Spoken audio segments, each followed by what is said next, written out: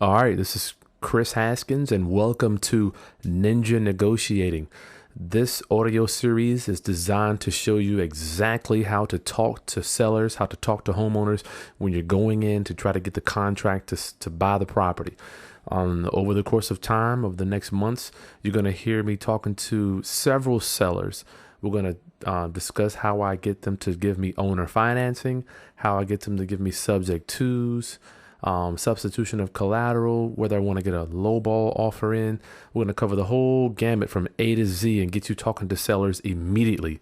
After you listen to this audio series or all these audios, you will be able to go in and talk to homeowners, talk to sellers without any problems. If you're scared to talk to homeowners after you hear this stuff, you're going to be a pro. You're going to be a ninja. They won't even know what hit them. They're going to be signing whatever documents you want them to sign. We can't just go in there and say, hey, look, will you do seller financing for me? We got to make sure we're talking the right talk to get them to do that. All right. So this is going to be one of many, many, many audio series that you're going to get every month. Here we go, guys. I'm actually in the homeowner's property talking to a motivated seller. I've got a recorder in my hand and I'm recording every move, every word that I'm saying that the seller's saying. And sometimes I've got a coaching client with me and they're going to add their input as well. But most of the time you hear these monthly audios, I'm actually in the house, sticky kitchen table, negotiating, getting them to give me owner financing, seller financing, letting me possibly get an option. Or sometimes I may be wholesaling the property. I may be wanting to buy it for myself to rehab it. Or maybe it's fixed up and I just want to list it on the MLS through one of my realtors and get a fee off of that. So this is going to put you in the house. After you hear this, you should have no problems talking to sellers and getting those contracts. And this audio series, I'm not just throwing some audio at you. I'm actually going to narrate this. So when you hear me say something live with the homeowner, I'm going to cut in and I'm going to tell you why I said it. So I'm going to be actually narrating the audio as you listen to it, as I'm walking through the property, talking to each of these sellers. Okay, here we go. Came by when I had a guy doing a little extra work around, and he invited her. I'm still so ashamed of it, but I over that now, I guess. But anyway, because I told her the first couple times she called, I wasn't ready. So when she came by and this guy was working, he invited her in, and then she still wouldn't come in. But she walked around the house and everything. And I'll find her number. I'm pretty sure I have it. Why wouldn't you come in, Lynn? I don't know. Because the first couple times I was fairly adamant that I was so ashamed of it, and I didn't want to have her in, you know.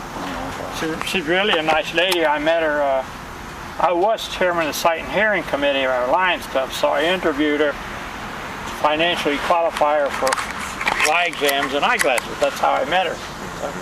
But I think she seems so anxious that I think she'll call and come back again. Good. But anyway, do you want to see inside, or what do you want to know? Yeah. Well, Lynn, would you mind if I record our conversation for? Is that okay? Whatever. Okay. Yeah. Yeah. Tell me about the house a little. I mean, tell me why are you guys selling it? I know Dennis told me a little bit.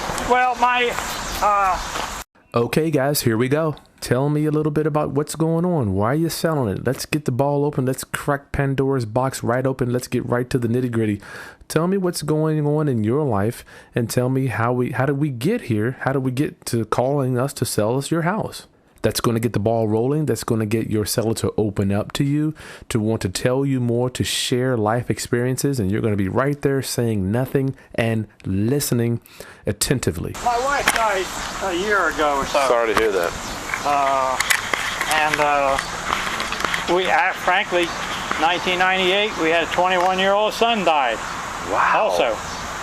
And we've been here since we've been in Portsmouth since 79. We rented 1 year, and then I got this little house. Roof looks good, too, by the way. Well, it was just replaced last spring, supposedly 30 years now. It's a guy who works for a roofer full-time, and the weekends he does his own work. And so I don't have a, what do you call it? Do they usually give you a certificate or something? You got 30-year shingles. You got the architectural. You can tell by looking at them. Yeah. You can tell. You got and the same way, I had goddamn squirrels kept getting in the house. Yeah, they're gonna go right under your little shingles. Well. Okay, we've got a hot button. he started to curse when he was thinking about the squirrels getting in his roof. So we know that's a hot button. We know he's had some problems with pests. So let's push that button as much as we can. Let's make a mental note down the line about those squirrels tearing up the roof and how he doesn't want to deal with that anymore, and how he can just pass that on to us to deal with these squirrels or whatever problems he's having with rodents. The same guy, I paid an extra, I can't remember which. One was $3,500 and the other was $4,000 on trim all the way around, metal trim. Looks good, wrap it. Guess what? While he's banging around out here putting it up, I guess 2 of them were in the attic, scared to come out. So then after he gets it all sealed up, bastards are still running around. They eat oh, wow. Man, and they tear shit up. They do. They'll eat your house up. The fact is, I'll show you a little bit. They'll eat it up. Let's go around the house outside real quick. They'll eat your insulation up. I still have an ugly kitchen, but I had a big hot water heater and it went bad either the second or the third time in 30 years. So long story short, I paid an extra $1,000. This is the tankless water heater. Nice. Now, is it enough for a big family? I don't know. I've stood in the shower for 10, 15 minutes, all the hot water I want. Yeah. The only problem I have is if I turn it down too low, then it'll shut off, I guess, for a second, a couple seconds. Yep. Then it takes another 20, 30 seconds to get stuff back up again. Yeah. But anyway, up there, see where the panes are from the inside? Now we've got to make a mental note. This guy took us around back first to show us the pride of his ownership. And I had another coaching client there, Dennis, to show us the pride of ownership that he installed this tankless water heater. Now, we want to keep that in mind when we're looking at the property because we know he has pride in this house. He put that tankless water heater in, and that's his pride and joy. So let's just keep that in mind when we're talking about the repairs to this property, when the way we say it to him when we're talking to him. Yeah. They chewed and chewed and chewed till 2 panes fell out. One actually broke, and the other one, anyway, I got it sealed inside and outside now with like plexiglass or something. That's fine. Both sides, and evidently they're gone. So Okay. watch here so you don't scrape your. This is the AC, part of the heater of the AC. It's probably about 10 years old. Okay. But it's a good unit, and I haven't had any problem with it. The only problem I have had, half of the unit, you would know more than I, Floor up there? is up in the attic. Yes. It's in a little tray about this big. The damn thing, I'm not mechanically inclined, nothing. Anyway, every other year or so it'll clog up, and you'll see the results in my ceiling of my kitchen. It always falls. Yeah. He tell me you moving to Delaware or what? Okay, notice how I said that. I didn't say, are you moving out of town or are you relocating? I said, I heard, or Dennis told me you're moving to Delaware or what? I don't want to give him any opportunity to not tell me what's going on or tell me a lie or tell me something that's close to the truth. I want to put words in his mouth and get him to answer it immediately. Yeah, I'm hoping to. I have 2 sisters. One lives 30 miles west of, and the other one lives less than 20 miles east of, but I don't want to move to either one. So, and that's for me, the way I drive now, that's 7 hours or so driving. Okay. So I'm trying to get up there. In fact, I went up Monday. No, I went up Sunday. And I visited the grave site. Yesterday was the anniversary. Wow. So anyway, I visited the grave site, and then I came down into and met a lady, and I saw three mobile homes or modulars, whatever. Okay, we got to make another mental note. He said he went shopping with a lady to look at mobile homes, motor homes, or modular homes. So we know that's kind of where he's leaning to move into. He's looking for a modular home, but we don't know the whole story yet. So we're going to come back to that button later. But that is a hot button, and we need to do some investigating on that. Oh man, they're bad around here because I have so much. I don't know what kind of tree that is, but that is a big son of a bitch. The mosquitoes love that green. Is that what it is? Oh yeah, we get our sprayed every month. They love Well, that. these trees I planted the first or second year I was here. I don't know if they're loblolly pine or something, but they've sure gone up. And I like shade, so. It's a nice yard. Yeah, You got it's a pretty decent yard. That back door, I don't even know where the key is. Okay, Hasn't been open for 20 or more years. that's cool. Frankly, especially when my wife was sick, I was worried about it because probably we'd have to break a window or something to get the hell out if you're in the back part of the house. But if you want to, you'll get out. You know. But anyway. Is this an addition here? Yeah, this was added. I don't know whether it was put on at the moment the house was moved here. The house was moved here at least 35, 40 years. I don't know when. Where'd it come from? No idea. I bought it from an old farmer guy who had invested in property out in Windsor somewhere. And, Really? Yeah. I would like to saw that. The only thing I don't like, the crawl space is high, so it's easy to get in there Yeah, man. to work. Yeah. But Okay. so come on around. What time frame you thinking about? Okay, we need to know what time frame. How long do you need before you need to get out of the property? What's your motivation? How fast do you want to move? That's going to be a big factor determining whether we're going to say, hey, did you want to close by Friday or did you need 30 days? Because that gives us a huge advantage if they say, oh, I need that money next week. That way we can get a huge discount, close it out and move on. So what time frame are you looking at? Did you want to do it by the end of the next season? Whatever the next season is, I always say, if it's summer, I'll say, did you want to get it done by the end of summer or early winter? If it's in the fall, I'll say, do you want to get it done by what comes out to fall? The winter, or did you want to get it done at the end of fall? It all depends on whatever you need. Give them something that they can choose from. Did you want to do A or B? Did you want to do C or D? So that way you'll have something to go with. If you don't give them something to choose from, then they may just make up something. So give them, did you need A or did you need B? Now, if neither A nor B works for them, then they'll say, no, I need money now. If you give them, because if you say at the end of fall or the beginning of winter, they're going to say, no, I need that money right now. So it's going to be another hot button that you can push and get that knife, get some blood gushing on why they need the money right now. But give them an option, let them pick, or let them give you a rebuttal as to why A or B is not good for them. Is the electrical panel? Well, it depends on two things. What I can get out of Dennis or whoever, you know. The price? It's been upgraded. Only the original stuff probably needs some work. I'll tell you that. You'll see it when we go to turn some lights on. That's fine. It was put in for the AC and all the other stuff that was there.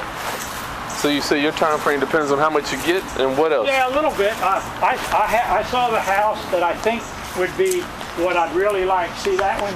Okay, so what do we know now? We know that where he's going is predicated on what he gets for this property. He needs to sell this in order to get the money to move to the new place. So that's a mental note. We need to know that he's going to have to cash out. He can't do anything. Maybe he'll move somewhere temporarily before he gets his new place. So mental note, he needs the money from the sale of this house to get him where he's going.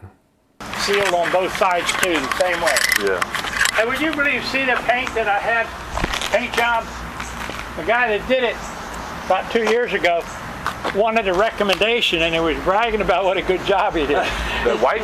Yeah. Would you believe that? Well, it's been covered now. So all you can see is his slop, you know, but oh man. Yeah, he came back and wanted a recommendation. Interesting. Well, you know, people I'm a golfer. And, I see. Okay, make him another note. The guy says, I'm a golfer. That means if you're a golfer too, you have something in common. You can share some stories with each other.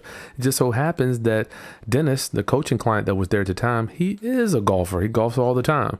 So they had something to share. And after we actually left, a week later, Dennis came back to this guy's house and he bought some golf balls from him. So that kind of put us that much closer to getting this deal. So listen to what he's saying. If you've got a common denominator, share a story or two to get the seller to open up to you and keep talking. And my son did like to throw stones and basketball and everything. That would stay. I don't care about it. All the appliances will stay the washer doesn't work. Okay. Something happened to it. It jumped off the, instead of being perfectly round, you know, Down in there. it jumped off like No that. big deal. It might be just put it back on. I don't know. Yeah, we probably get a new one. Today's mom wants new everything. You know, flooring, Well, every day countertops.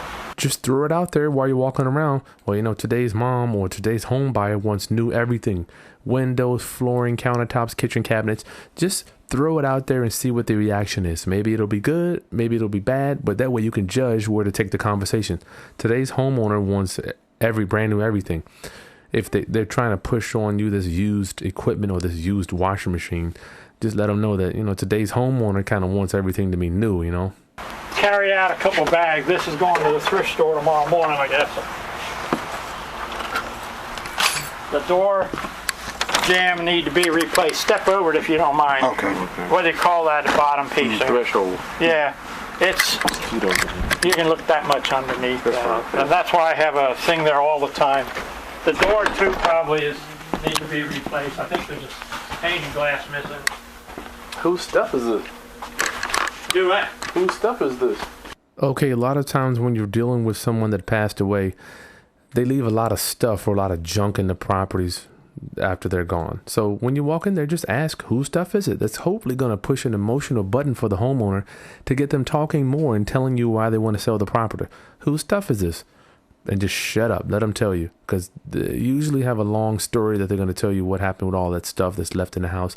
Newspapers, clothing, old furniture, old towels, whatnots, any type of things that the person that leaves behind for their loved ones to deal with.